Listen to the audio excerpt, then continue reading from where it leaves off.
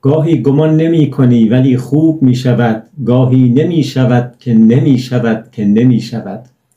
دوستان صدا و سیما، بزرگان فضای مجازی، این شعر نیست، این یک متن سست عامیانه ناتندرسته که اگه بخوایم از 20 نمره بهش نمره بدیم، مثلا از نظر هنری و ادبی 1 یا نهایتا 1.25 میگیره.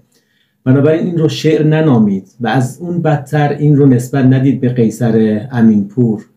این توهین و ستم به ایشون و به شعر زلال و اصیل فارسی هست.